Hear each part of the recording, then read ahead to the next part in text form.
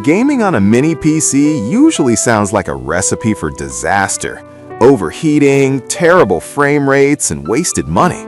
I got tired of reading spec sheets that promise the world but deliver nothing, so I actually bought the top 5 models to see which ones can handle a real gaming session and which ones are just glorified Excel machines. Product number 1, Huawei P6 AMD Ryzen 5 3550H. When I first unboxed the Huawei P6, I was surprised by how incredibly light it is. It feels like you could toss it in a backpack and forget it's there. I hooked it up to my TV to test it as a home theater setup first, and it handled 4K video without breaking a sweat.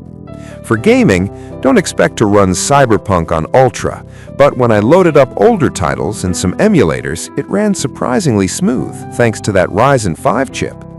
The cooling fan kicks in a bit loud when you push it, but getting 16 gigabytes of RAM right out of the box means multitasking wasn't an issue.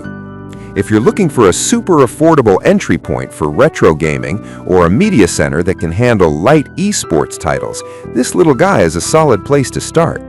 Product number 2, Geekom M5 Plus.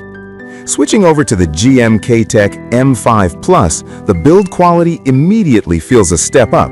It's denser and has a nice finish that doesn't scream cheap plastic. I really appreciated the connectivity on this one. Having dual LAN ports and Wi-Fi 6E meant my download speeds for game updates were blazing fast. Performance-wise, the Ryzen 7 paired with a massive 32 gigabytes of RAM makes a huge difference. I tried running some more demanding strategy games and it didn't stutter once, even with Chrome tabs open in the background. It's not a dedicated graphics card monster, but the integrated graphics held their own at 1080p on medium settings for most competitive shooters.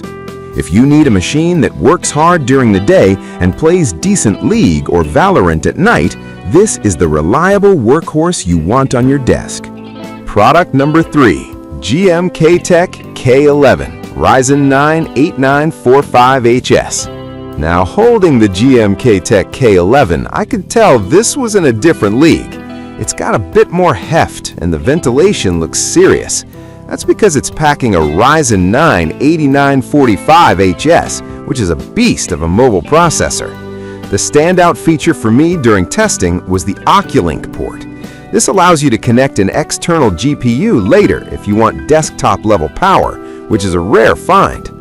Out of the box, the DDR5 RAM makes everything snap. I threw some modern AAA titles at it, and while you still have to manage settings, the gameplay was significantly smoother than the previous models.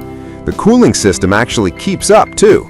I didn't experience thermal throttling during a long session. If you want the most future-proof option that gives you a path to serious gaming later, this is hands down the winner. Product number 4, Camrui Pinova P2.